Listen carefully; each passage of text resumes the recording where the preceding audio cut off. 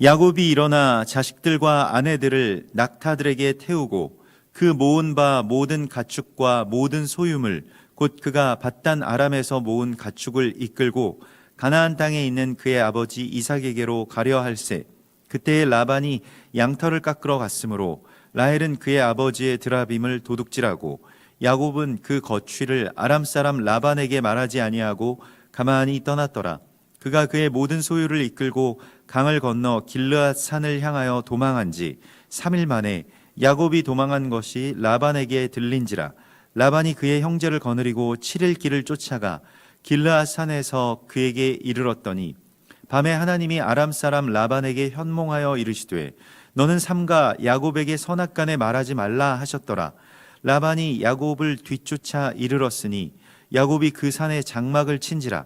라반이 그 형제와 더불어 길르앗 산에 장막을 치고 라반이 야곱에게 이르되 네가 나를 속이고 내 딸들을 칼에 사로잡힌 자 같이 끌고 갔으니 어찌 이같이 하였느냐. 내가 즐거움과 노래와 북과 수금으로 너를 보내겠거늘 어찌하여 네가 나를 속이고 가만히 도망하고 내게 알리지 아니하였으며 내가 내 손자들과 딸들에게 입맞추지 못하게 하였으니 네 행위가 참으로 어리석도다. 너를 해할 만한 능력이 내 손에 있으나 너희 아버지의 하나님이 어젯밤에 내게 말씀하시기를 너는 삼가 야곱에게 선악간에 말하지 말라 하셨느니라. 이제 네가 내 아버지 집을 사모하여 돌아가려는 것은 옳거니와 어찌 내 신을 도둑질하였느냐. 야곱이 라반에게 대답하여 이르되 내가 생각하기를 외삼촌이 외삼촌의 딸들을 내게서 억지로 빼앗으리라 하여 두려워하였음이니이다. 외삼촌의 신을 누구에게서 찾든지 그는 살지 못할 것이요 우리 형제들 앞에서 무엇이든지 외삼촌의 것이 발견되거든 외삼촌에게로 가져가소서 하니 야곱은 라헬이 그것을 도둑질한 줄을 알지 못함이었더라. 라반이 야곱의 장막에 들어가고 레아의 장막에 들어가고 두 여종의 장막에 들어갔으나 찾지 못하고 레아의 장막에서 나와 라헬의 장막에 들어가매 라헬이 그 드라빔을 가져 낙타 안장 아래에 넣고 그 위에 앉은지라. 라반이 그 장막에서 찾다가 찾아내지 못하매 라헬이 그의 아버지에게 이르되 마침 생리가 있어 일어나서 영접할 수 없사오니 내 주는 노하지 마소서 하니라. 라반이 그 드라빔을 두루 찾다가 찾아내지 못한지라. 야곱이 노하여 라반을 책망할세. 야곱이 라반에게 대답하여 이르되 내 허물이 무엇이니이까 무슨 죄가 있기에 외삼촌께서 내 뒤를 급히 추격하나이까. 외삼촌께서 내 물건을 다 뒤져보셨으니 외삼촌의 집안 물건 중에서 무엇을 찾아내었나이까. 여기 내 형제와 외삼촌의 형제 앞에 그것을 두고 우리 둘 사이에 판단하게 하소서. 내가 이 20년을 외삼촌과 함께 하였거니와 외삼촌의 암양들이나 암염소들이 낙태하지 아니하였고 또 외삼촌의 양떼의 순양을 내가 먹지 아니하였으며 물려 찢긴 것은 내가 외삼촌에게로 가져가지 아니하고 낮에 도둑을 맞았든지 밤에 도둑을 맞았든지 외삼촌이 그것을 내 손에서 찾았으므로 내가 스스로 그것을 보충하였으며 내가 이와 같이 낮에는 더위와 밤에는 추위를 무릅쓰고 눈 붙일 겨를도 없이 지냈나이다. 내가 외삼촌의 집에 있는 이 20년 동안 외삼촌의 두 딸을 위하여 14년, 외삼촌의 양떼를 위하여 6년을 외삼촌에게 봉사하였거니와 외삼촌께서 내 품삯을 10번이나 바꾸셨으며 우리의 아버지의 하나님 아브라함의 하나님 곧 이삭이 경외하는 이가 나와 함께 계시지 아니하였더라면 외삼촌께서 이제 나를 빈손으로 돌려보내셨으리이다마는 하나님이 내 고난과 내 손의 수고를 보시고 어젯밤에 외삼촌을 책망하셨나이다. 아멘.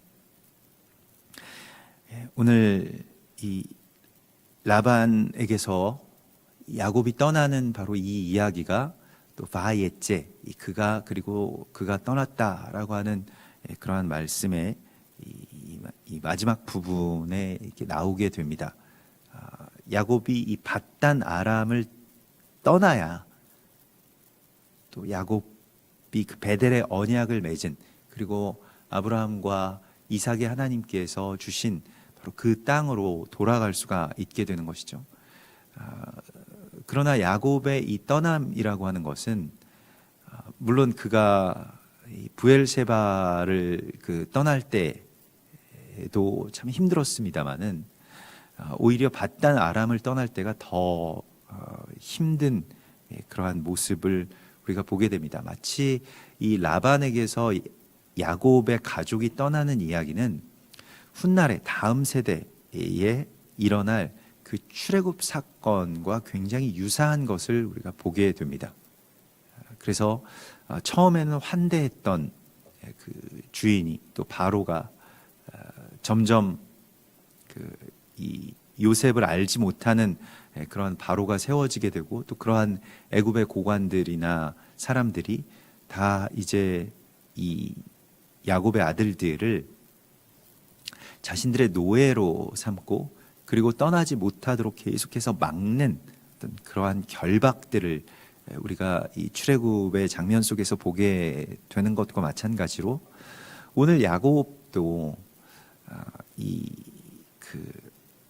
라반이 이제 양털을 깎으러 간 사이에 이것은 이 유목민들에게 있어서 목축을 업으로 하는 사람들에게 있어서는 마치 추수의 날과 같아서 며칠 동안 또 뭐 거의 한 일주일 동안 이 양털을 깎는 이 사람에게 장인에게 가서 그 자기들의 양을 몰아서 그것을 이제 깎게 되어 있는데 그것을 수확해서 이제 돌아오게 되는 것인데 시간이 꽤 걸리는 그러한 일들이었다고 합니다.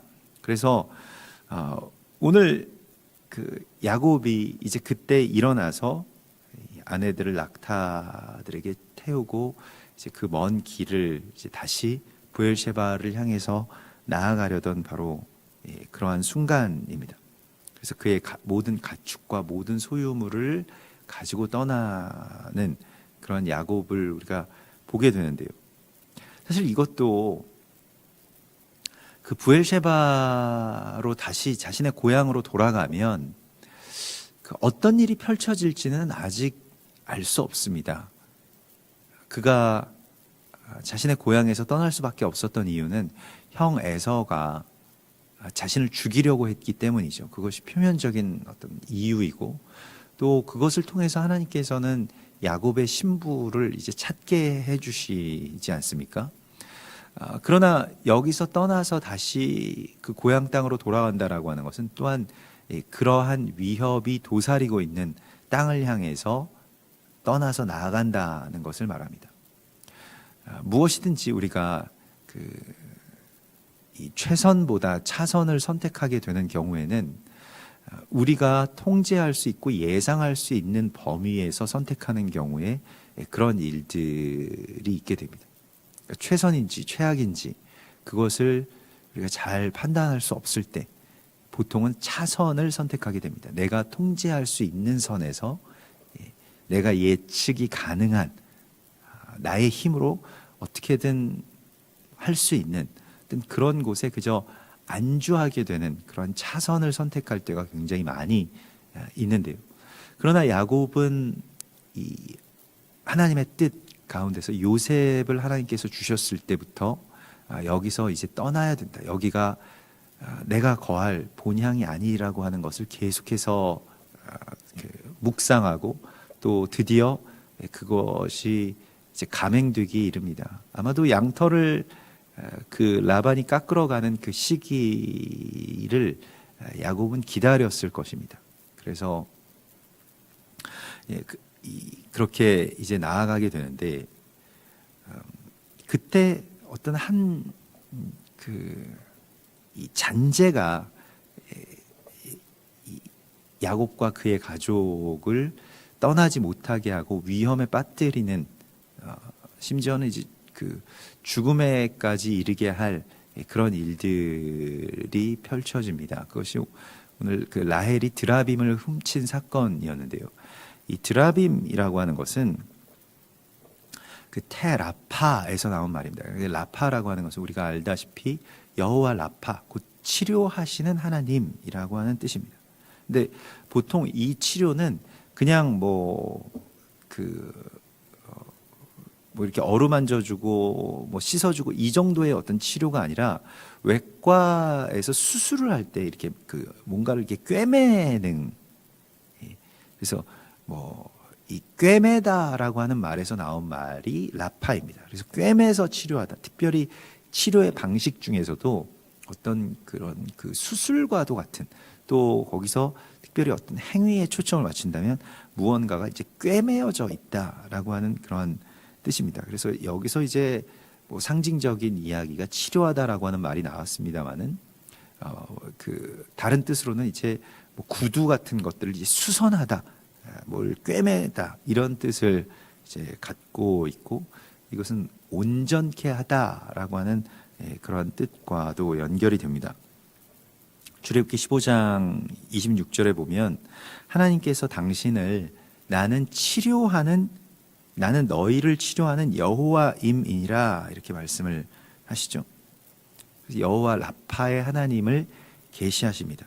그런데 우리를 어떤 질병에서 치료하시는 것에 대하여서 우리는 그냥 하나님이 우리를 당연히 여호와 라파의 하나님이 우리를 치료하신다 뭐 이렇게만 생각을 하지만은 출애굽기 15장에서는 그 나는 너희를 치료하는 하나님이라 말씀하시면서 내가 질병을 없이 할 그 경우를 말씀을 하십니다. 어떻게 돼야 여호와 라파의 하나님을 만날 수 있는가라고 할 때, 너희가 너희 하나님 나 여호와의 말을 들어 순종하고 내가 보기에 의를 행하며 내 계명에 귀를 기울이며 내 모든 규례를 지키면 애굽 사람에게 내린 모든 질병 중 하나도 너희에게 내리지 아니하리니 나는 너희를 치료하는 여호와임이니라 이렇게 말씀을 하십니다. 그러니까 여호와 라파의 하나님은 자동적으로 우리 가운데에 그냥 우리가 병들었으면 고쳐주시는 어떤 그런 뭐 돈 내면 치유해주는 어떤 의사와 같은 존재가 아니고, 하나님의 말씀을 그대로 준행하고 그 규례를 다 지켜서 행할 때 우리가 만나게 되는 하나님을 말합니다. 그 하나님께서 우리를 고쳐주시고 또 우리의 상처를 이제 싸매 주신다는 것이죠.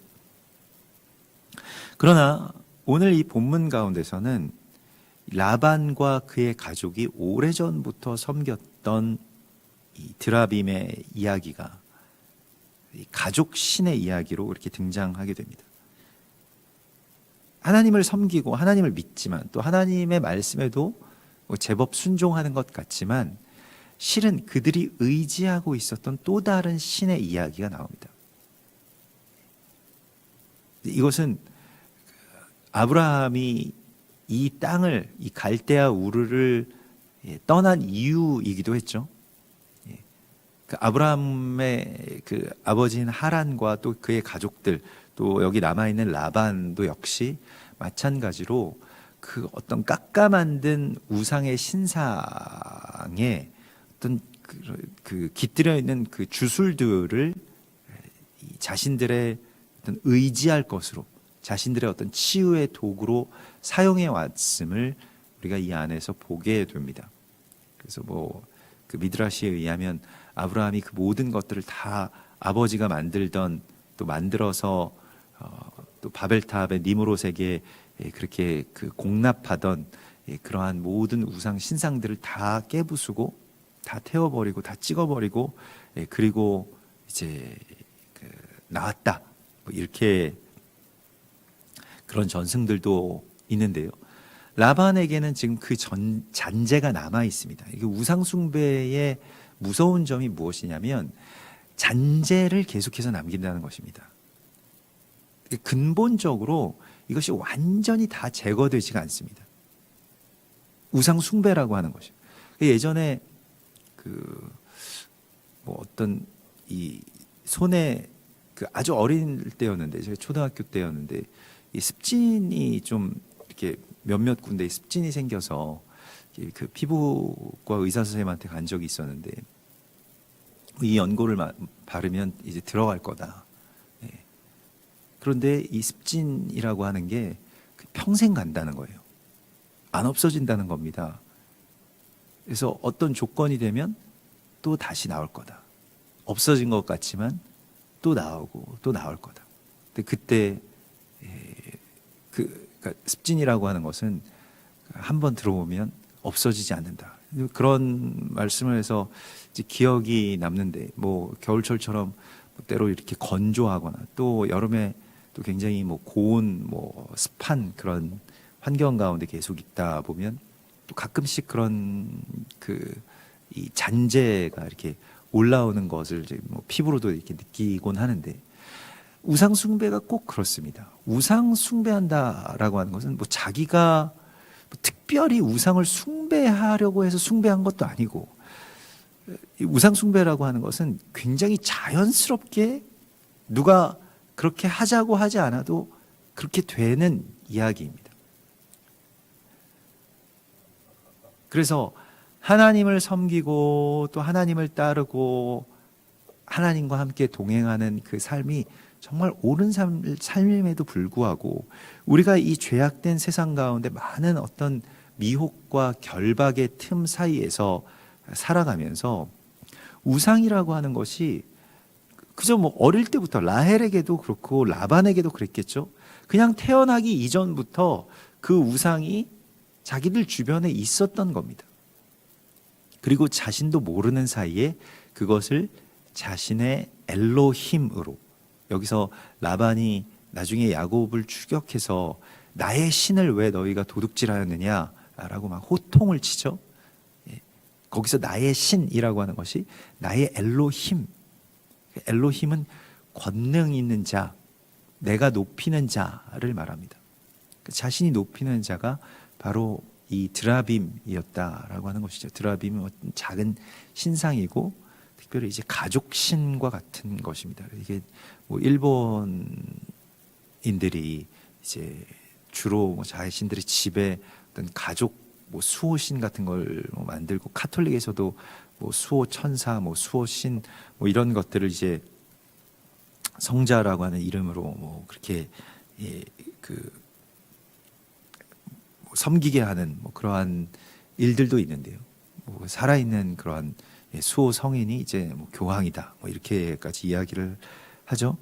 그런 모든 것들 가운데서 우상 숭배의 잔재를 우리가 찾을 수가 있습니다. 심지어는 교회와 우리 안에서도 이 우상 숭배가 있습니다. 그리고 그것이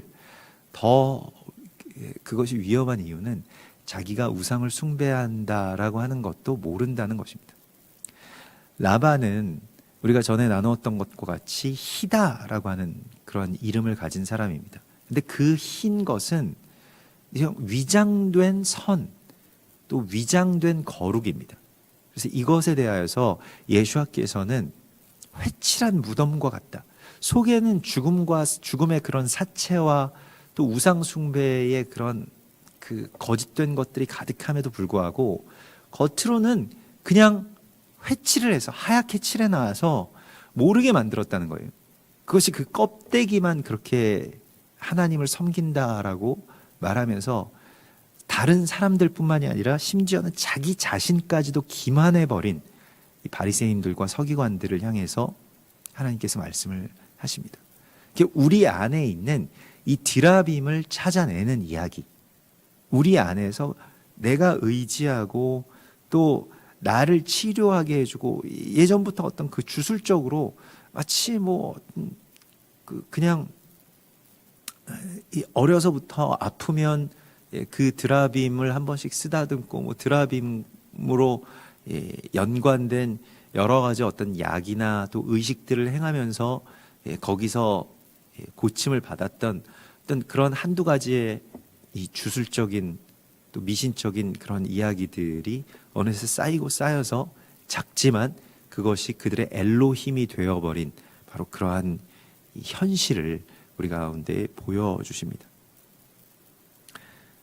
게다가 사랑하는 아내인 라헬이 이 범죄의 시작점이 되는 바로 그 장면을 우리가 목도하게 됩니다. 그리고 이것 때문에 자신의 아내와 그 모든 소유를 잃을 뻔하게 되는, 실제로는 잃어도 이제는 더 이상 탓할 수가 없는 것이, 야곱이 여기에 대해서 자기는 드라빔을 가져오지 않았기 때문에, 또 라헬이 그러하였을 것이라고 전혀 생각하지 않았기 때문에 이제 우리가 그 신을 누구에게서 찾든지 그를 죽이십시오. 이렇게까지 말합니다. 오늘 32절에서. 그래서 만약 이것을 찾으시면 주님께서 다 가져가시고 그 사람을 죽이십시오. 그 사람을 누구든지 살지 못할 것입니다. 이것을 가져간 사람은. 근데 그것이 바로 자기가 가장 사랑하는 자신의 아내 라헬이라고 하는 것을 이제 모르고 있다는 것이죠. 그 죄와 특별히 이 우상 숭배의 죄가 들어오는 이 과정들을 우리가 보게 됩니다.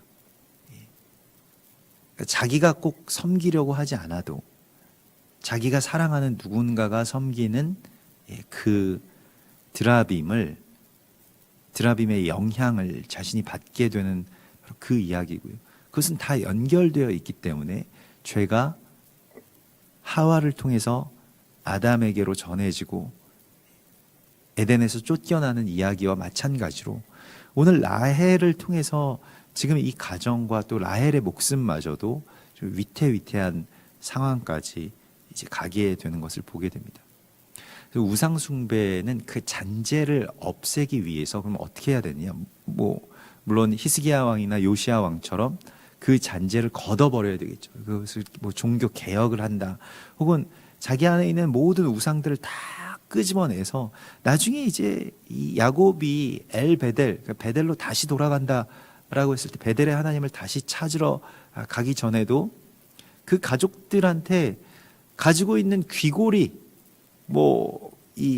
팔찌, 이런 것들을 다 가지고 나와서 우리가 이 곡함의 상수리 나무 아래에서 이 엘론 바굿 그 근처에서 묻자라고 그렇게 말할 때 많은 것들을 가지고 나왔다는 것이지. 거의 시종들이든 자신의 아내들이든 그러한 모든 것이 사실 일종의 드라빔입니다. 그러니까 드라빔은 그냥 드라빔 이거 하나뿐만이 아니라 다 그런 어떤 주술적인 일종의 자기 신이라는 거예요. 심지어는 액세서리처럼 만드는 자기 신을 가지고 다닌다는 것입니다.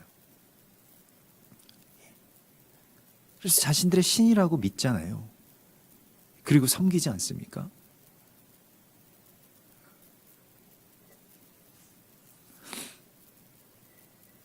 근데 그것이 얼마나 위험하고 또 하나님의 땅으로 가는 일을 막는 것인지를 심지어 자기 자신이 알지 못한다는 것입니다. 나의 의지할 것, 내가 어떤 나의 건강과 치유를 위하여서 내가 의지하고 있는 것. 보통 현대인들은 예전에 옛날 사람들은 이제 그 미신을 의지했습니다만 현대인들은 의수를 맹신하기도 하죠. 또 어떤 그 소문이나 이러한 것에 쉽게 현혹되기도 하죠. 왜냐하면 사람의 어떤 연약함 속에서는 무엇이라도 붙잡아 보려고 하는 그러한 속성들이 있기 때문에 그렇습니다. 그러면서 또 그것이 어떤 우연인지 아니면 사단의 장난인지 모르지만 때때로 작용을 할 때가 있습니다. 최근에도 무슨 개 구충제를 암 치료용으로 써서 성공을 했다라고 해서 그 개 구충제 전체가 다 이 물량이 다 완전히 매진 다 판매가 된 그런 사례도 우리가 보도를 통해서 봅니다만은 이 전문적인 어떤 의사들이 보기에는 이해할 수 없는 그런 일들이죠. 그런데 그런 일들이 또 광풍처럼 그렇게 몰아치곤 하죠. 또 우리 안에 있는 이 드라빔이 무엇인가? 우리 안에 있는 이 잔재가 무엇인가? 또 특별히 그 신부가 드라빔을 갖고 있는 바로 그 이야기. 신부가 드라빔을 훔쳐서 나아가려고 하는 바로 그 이야기가 교회의 어떤 치명적인 해악이 될 수 있다라고 하는 것에 대해서 이 신부의 이야기는 라헬의 이야기만이 아니라 교회의 이야기이고 이스라엘의 이야기이고 우리의 이야기인 것입니다. 그래서 나의 드라빔, 내가 끝까지 가지고 가려고 하는 그 드라빔 무엇이냐라고 하는 것이죠. 계속해서 다시 올라오는 그 잔재들, 없어진 줄 알았는데 다시 올라오곤 하는 이 우상숭배의 속성을 우리가 깨닫지 못하면 먼저는 히스기야나 요시야 왕처럼 그냥 한번 이걸 그냥 버렸다. 그래서 나한테는 없을 거다라고 생각해서는 안 된다는 것입니다. 그 어릴 적에 저에게 계속 습진이 올라올 것이라고 경고해 주셨던 그 의사 선생님은 괜히 겁준 것이 아니라 언젠가 다시 올라올 것이기 때문에 손발을 깨끗하게 닦고 항상 좋은 상태를 유지해 주어야만 습진이 올라오지 않을 거다라고 하는 말을 그렇게 표현해 준 것이죠. 마찬가지로 우상숭배도 한 번 치료를 받았다고 해서 한 번 뭐 어떤 개혁을 했다라고 해서 우상숭배가 완전히 사라지지 않습니다. 다시 올라올 수 있다라고 하는 것을 알지 못하면 한 번의 개혁으로 그냥 그쳐버리게 되는 것을 우리가 훗날에 이 왕들의 시대에서 보게 됩니다. 또 우리의 이야기 가운데서도 그것을 만나게 되죠. 그래서 우상이라고 하는 것은 늘 우리와 함께 있다라고 하는 것을 알아야 됩니다. 왜냐하면 자기 연약함에서 나오는 것이고 자기 숭배에서 나오는 것이고 하나님은 우상보다 항상 멀리 계신 것 같고 내가 통제할 수가 없잖아요. 하나님은 그저 하나님의 뜻에 내가 맞춰서 이렇게 살아야 되는 반면에 우상은 나에게 맞춤형이라는 것입니다. 또한 액세서리 같아서 그냥 내가 아무런 조건 없이 여호와 라파의 하나님 뭐 염주를 굴리면서 여호와 라파의 하나님 부르면 그냥 산신령처럼 나타나는 뭐 그런 하나님을 우리가 바라고 있다는 것이죠. 근데 하나님의 뜻 가운데서는 고난도 때로는 포함되어 있고 우리가 때때로 앓는 어떤 질병마저도 하나님께서 뜻하신 어떤 그런 그 뜻이 있고 계획이 있고 또 그것이 우리에게 선한 것인지 악한 것인지에 대해서 우리가 판단할 수 없습니다만은 그러나 그 일들에 대하여서 하나님께서는 오늘 우리에게 이 우상이라고 하는 것을 나오지 않을 수 있도록 늘 깨어 있어야 되고 그것에 대해서 어떤 개혁이라고 하는 것이 그냥 한 번에 단번에 해서 완수되는 것이 아니라 지속적으로 그렇게 되지 않을 환경을 만들어야 된다라고 말씀을 하십니다. 그러니까 우상 숭배하지 않을 수 있는 구조를 만들어야 되고요. 환경을 만들어야 됩니다. 이것이 굉장히 중요한 것이죠. 사람 자체에 너무 소망을 두어서는 안 됩니다. 우리는 늘 죄의 길로 가도록 그렇게 오랜 세월 동안 그렇게 살아왔던 존재들입니다. 쉽게 그러한 길에 빠질 수밖에 없는 것이 쉽게가 아니라 굉장히 필연적으로 그런 구조 안에 들어가면 바벨탑이나 또 피라미드를 쌓아서 높은 곳으로 올라가는 어떤 그런 구조 가운데로 들어가거나 뭐 돈이 많아지거나 어떤 이익에 눈이 멀거나 아니면 자기의 연약함에 묶여버리거나 이렇게 될 때 우상이 들어오게 되고 우상을 숭배하게 되면서 무섭게도 나는 우상을 숭배한다라고 절대로 생각하지 않는 우상 숭배자가 되어버릴 수 있다는 것입니다. 뭐 다른 사람들 이야기할 건 아니고 카톨릭 이야기할 건 아니고 지금 우리들의 모습 가운데서 나의 드라빔에 대하여서 나의 위로자가 되고 나의 치료자가 되는 어떤 것, 나는 어떨 때 가장 평안한가, 어떨 때 가장 행복한가, 이런 것들에 대하여서 다시 한번 점검해야 되고 그것이 한 번에 그쳐서는 안 되고 계속해서 그것이 나올 법한 구조와 환경을 만들지 않을 수 있도록 애를 써야 됩니다. 그래서 삶의 이 변화가 너무나도 중요하고요.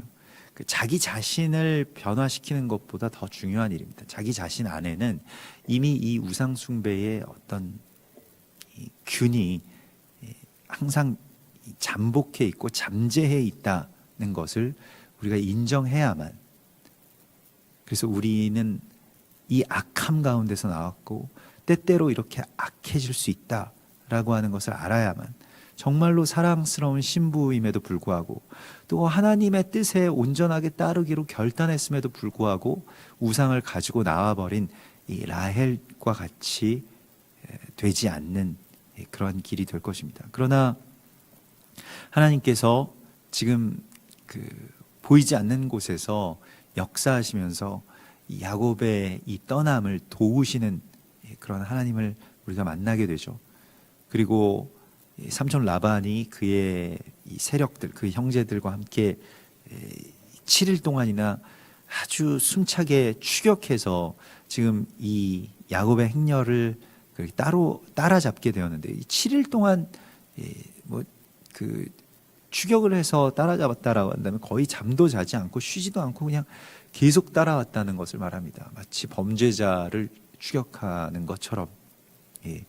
그리고 실제로도 모든 것을 다 무효화시키고 재물을 다 몰수하고 자신의 어떤 그런 자신에게 속한 예속된 그런 집안의 사람으로 그렇게 데려가려고 했던 그런 모양입니다만은, 하나님께서 꿈에 현몽하시죠.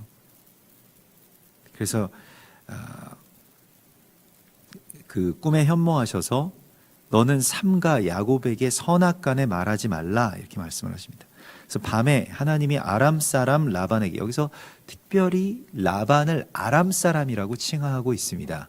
이 아람이라고 하는 것은 높은 데에 거주하는 자라는 뜻입니다. 그리고 높은 데가 보통 높은 곳이 아니고 높은 성체, 성루를 말합니다.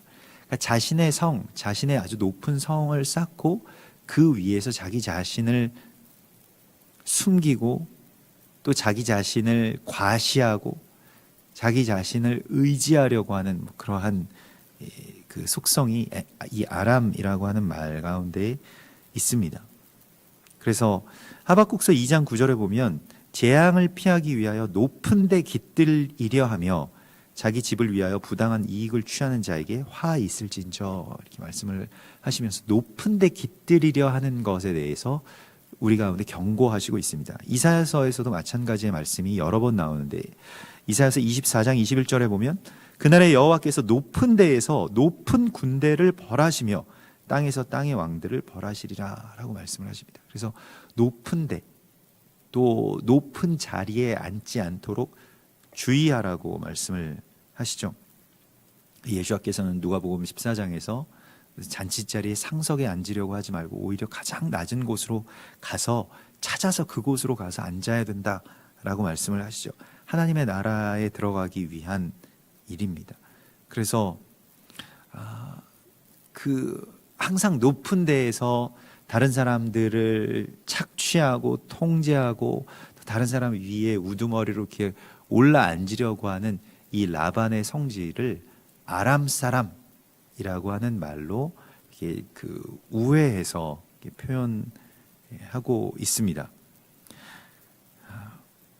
그래서 로마서 12장 16절에서도 서로 마음을 같이 하여 높은 데 마음을 두지 말고 도리어 낮은 데 처하며 스스로 지혜 있는 채 하지 말라. 그래서 우리가 마음이 같이 되기 위해서는 뭐 부부의 사이에서나 뭐 부모와 자식 간이나 뭐 교회에서나 항상 우리가 한 마음을 품어야 된다. 뭐 한 마음이 되면 너무나도 감사하고 그것을 위해서 우리가 기도도 하고 많이 애를 씁니다마는, 마음을 같이 하는 데에 있어서 가장 중요한 것은 높은 데에 마음을 두지 않고 낮은 데로 자기 마음을 끌어내리는 데에 있습니다. 이렇게 될 때 한 마음을 품을 수가 있다라고 하는 것이죠. 내가 마음이 높은 데에 있다라고 하는 것은 내가 대접받기를 원하고 내가 마땅히 나의 권리를 폭력적으로 주장하는 어떤 그러한 자리 가운데 있을 때에 생겨나게 됩니다. 그것이 설령 옳은 일이라고 하더라도요, 우리가 어제도 나누었던 것과 같이 정말로 이것이 옳은 일이고 말씀에 나와 있고 교회에서 뭘 늘 들었던 말씀이고 뭐 누가 생각해도 옳은 일이다 라고 하더라도 그것에 대하여서 내가 높은 위치에서 그걸 주장하기 시작하면 한 마음을 품지 못하게 된다는 것입니다. 그래서 예수께서는 가장 낮은 곳으로 오셔서 가장 낮은 곳에서 기다리시고 또 위에서 죽어주셨죠. 그러나 오늘 이 아람 사람 라반에게 하나님께서는 현몽하셔서 이제 경고하시고 선악간에 말하지 말라라고 하는 말씀을 주십니다. 하나님의 계시죠. 선악을 판단해서 말하지 말라라고 하시는 말씀을 주십니다. 우리는 뭐 선악간에 판단하는 말을 굉장히 많이 하죠. 사실은 뭐 하루에도 여러 번 말하면서 살아갈 것입니다. 뭐 이것에 대해서도 판단하고 저것에 대해서도 판단하는데 그 판단이라고 하는 것에 대해서, 특별히 선과 악을 판단하는 것에 대해서 우리는 그저 습관적으로 그렇게 해왔습니다.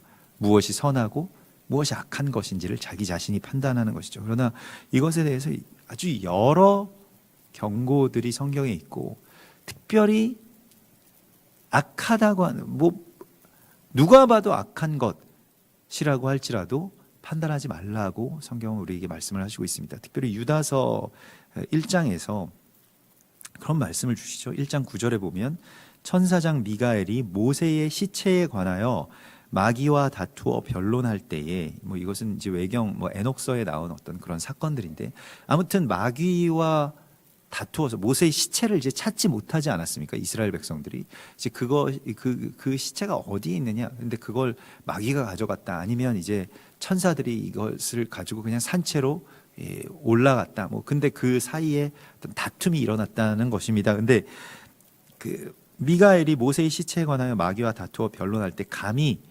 비방하는 판결을 내리지 못하고, 미가엘은 천사장이죠. 다만 말하되 주께서 너를 꾸짖으시기를 원하노라 하였거늘, 이 사람들은, 그러니까 이 사람들은 바로 그런 사단의 사주를 받은 하수인들이라고 하는 것이죠. 무엇이든지 그 알지 못하는 것을 비방하는도다. 또 그들은 이성 없는 짐승같이 본능으로 아는 그것으로 멸망하느니라. 그러니까 본능적으로 그냥 나의 직관적으로 모든 걸 판단해버리고 이건 선한 거야, 이건 악한 거야, 난 틀림이 없어, 이렇게 말하는 그 모든 것에 대하여서 이성 없는 짐승 같다라고 말씀을 하시고 있습니다. 이 사람들은 원망하는 자며 불만을 토하는 자며 그 정욕대로 행하는 자라. 그 입으로 자랑하는 말을 하며 이익을 위하여 아첨하느니라. 그래서 원망하고 또 비방하고 선악을 쉽게 판단해 버립니다. 지금 라반이 와서 야곱에게 하는 말이 꼭 그렇습니다. 그래서 네가 하는 일이 참으로 어리석다. 내가 아주 즐거움과 수금과 부구로 환대하면서 너를 보낼 수도 있었는데, 네가 나를 속이고 이렇게 도망해서 내가 추격하게 하고 내가 너희를 해하려고 하는 그런 마음을 품게 했다. 이게 지금 라반이 야곱에게 와서 한 말입니다. 근데 우리 가만히 생각해 보면 라반이 다 이 일의 어떤 원인 아닙니까? 라반이 야곱을 착취하고 속이고 몇 번이나 품삯을 변개하고, 뭐 그러면서도 야곱에게 하나님께서 복을 주셔서 야곱의 소유가 증가하는 것에 대해서 굉장히 분개하고, 이러한 모든 것들이 원인이 되어서 이 일들이 일어나는 것인데, 항상 모든 문제에는 네가 있다, 너 때문에 그렇게 됐다라고 하는 어떤 그 피해의식 때문에, 그래서 자기 안에서 발현된 바로 이 이야기를 남에게로 비방하는 것으로 돌려버리는 바로 이 속성이 이 라반에게 있습니다. 그래서 저는 처음에 이 야곱의 이야기를 그냥 뭐 깊이 알지 못하고 그냥 이렇게 성경을 읽으면서 보았을 때에는, 야곱이 굉장히 막 형 에서의 뭐 발꿈치를 잡고 에서를 속이고 뭐 그러다가 라반에게도 속임을 당하고 뭐 이렇게 좌충우돌하는 그런 사람처럼 보았는데요. 사실 야곱은 자기가 그렇게 할 마음도 없었죠. 그러나 뭐 사명을 향해서 이렇게 묵상하고 또 순복하고 또 또 소망하면서 이런 일들이 어쩔 수 없이 이렇게 휘말리게 되는 것을 보게 되는데, 오늘 이 반응 가운데서는 야곱은 라반을 원망하지 않습니다. 그래서 라반이 추격해서 너가 왜 이런 일을 하였느냐라고 했을 때 야곱이 어떻게 대답을 하냐면, 아니 삼촌 때문에 지금 이 모든 일이 벌어진 거 아닙니까? 이렇게 따지지 않고 자기가 두려워서, 자기의 두려움 때문에 이렇게 그 밤에 떠나게 됐습니다 라고 하면서 자기의 탓을 그렇게 인정하는 모습을 우리가 이제 보게 됩니다. 그래서 내가 두려워하여 그렇게 떠났습니다. 나의 아내들을 혹시 데려가실까 봐 내가 두려워하여서 그렇게 이 나의 두려움 때문입니다. 야곱은 자신 때문이라고 이렇게 답을 하죠. 모든 죄에 대하여서 우리는 그 죄의 어떤 대상에게 죄를 묻는 것을 정의라고 생각하는 시대와 사회에 살아왔습니다. 그렇게 교육받았고 그것이 당연히 정의와 공의라고 생각을 합니다만은, 성경에서 말씀하시는 공의는 반대죠. 누군가의 죄 때문에 내가 죽는 이야기를 공의라고 말씀을 하십니다. 그것이 예수와의 공의이고요, 하나님의 공의입니다. 이 공의로 세상을 심판하신다라고 말씀을 하십니다. 그리고 그때에 성령께서 오셔서 세상을 심판하실 때에는 심판한 것을 심판하시리라 라고 말씀을 하시죠. 실제로 눈에는 눈, 이에는 이로 심판하시는 그 심판의 이야기가 우리가 토라의 말씀 속에서도 이 레위기에서 나누었던 것과 같이, 누군가에게 죄를 증언하는 사람이 그 죄에 대해서 잘못 증언할 경우에 이 사람이 이만큼의 죄를 지었습니다라고 하는 그 죄만큼 자신이 그 죄를 감당하게 된다라고 했을 때 눈에는 눈, 이에는 이라는 것입니다. 용서를 안 해주시고 이러한 것이 아니라 반대의 이야기인 것이죠. 탕감받은 사람이 탕감을 해주지 않은 것에 대한 심판이 있을 뿐이라고 성경은 거듭 우리에게 말씀을 하고 있습니다. 그러나 우리는 우리의 삶 가운데서 계속 누군가를 심판하고 있죠. 선악을 계속 판단하고 있고요. 이러한 것에서 빠져나오라고 주께서 말씀을 하십니다. 사실 라반에게서 떠나는 이야기는 바로 이 이야기이죠. 이 사고에서 떠나는 이야기입니다. 우리를 옥죄고 있고 우리를 계속해서 노예 삼고 있고 계속해서 어떤 조건을 제시하면서 우리를 결박하고 있는 이 라반과 그 바단 아람이라고 하는 이 땅의 결박으로부터 우리를 벗어나게 하는 것, 그것은 비유적인 것입니다만은 그것은 보혈의 권능입니다. 그래서 오늘 이 라헬도 이 드라빔을 들킬 뻔한 바로 그 이야기가, 자기가 지금 이 경수가 나서 이제 이 안장에서 일어설 수 없습니다라고 하면서 이 드라빔을 그 안에 숨기는 그러한 모습을 보게 되죠. 그래서 그 피의 이야기, 또 피의 해산의 이야기, 또 피의 십자가의 이야기를 통해서 이 떠남이 성취되는 것을 하나님 우리 가운데 보여주시고 있습니다. 그래서 우리가 우리 스스로의 힘으로 이러한 태생적인 결박에서 빠져나올 수 없다고 할지라도, 우리가 어느새 내 손에 나도 알지 못하던 사이에 드라빔이 도둑질 되어 있다고 할지라도 주의 보혈로 말미암아서 그것을 끊어주시고 다시 이 떠남의 길을 걷게 하시는 주님의 인도하심을 우리가 신뢰하고, 또 늘 이 이야기에 대해서, 이 일에 대하여서 깨어 있을 때 하나님께서는 우리에게도 야곱과 같은 해산, 야곱과 같은 떠남을 허락해 주실 것입니다. 우리 같이 기도하겠습니다. 하늘에 계신 우리 아버지시여, 이름이 거룩히 여김을 받으시오며 나라의 임하옵시며 뜻이 하늘에서 이룬 것 같이 땅에서도 이루어지이다. 오늘날 우리에게 일용할 양식을 주옵시고, 우리가 우리에게 죄 지은 자를 사하여 준 것 같이 우리 죄를 사하여 주옵시고, 우리를 시험에 들게 하지 마옵시며 다만 악에서 구하옵소서. 대개 나라와 권세와 영광이 아버지께 영원히 있사옵나이다. 아멘.